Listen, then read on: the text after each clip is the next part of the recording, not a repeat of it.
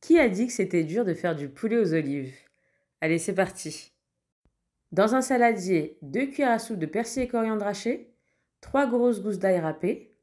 Pour les épices, une bonne cuillère à café de sel, une demi-cuillère à café de poivre, une grosse cuillère à café de gingembre, curcuma, une petite cuillère à café de psibissa. Si vous n'en avez pas, vous n'en mettez pas, c'est de l'écorce de noix de muscade, une cuillère à café de semen, beurre rance et une petite cuillère à café d'harissa.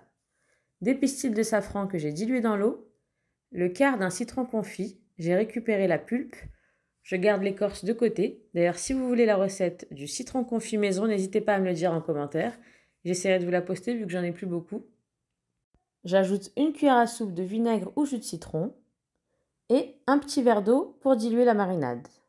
J'ajoute un cube de safran, ça c'est pas obligatoire, un cube de Knorr au safran.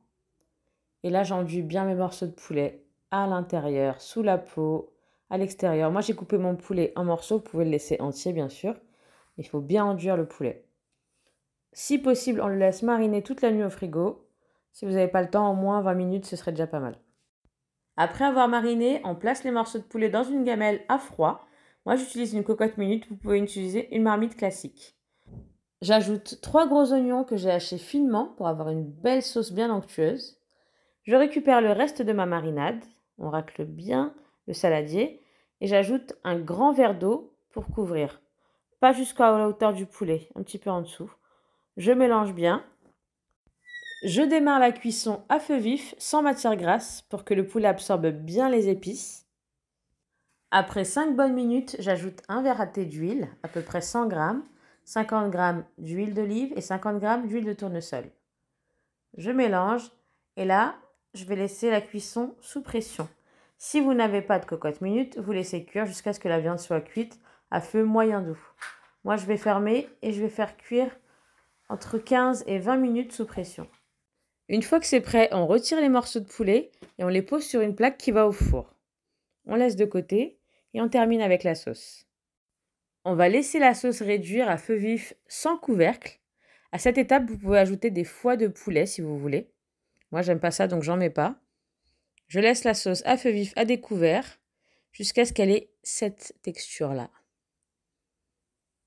Pour ceux qui veulent, vous pouvez faire cuire vos olives dans la sauce.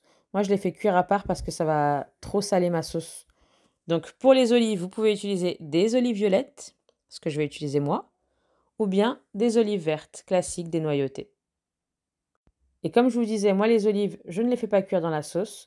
Je prends une petite casserole avec l'écorce de citron confit, un peu d'eau et je fais bouillir pour les dessaler.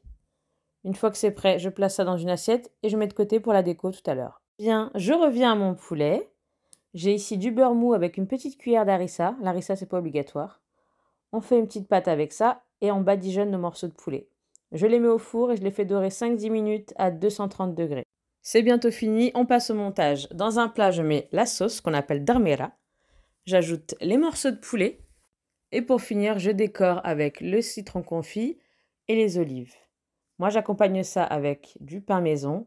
Désolée, la vidéo était un peu longue, mais je voulais prendre le temps de bien vous expliquer. N'hésitez pas à me dire ce que vous en avez pensé aux commentaires et je vous dis à très vite.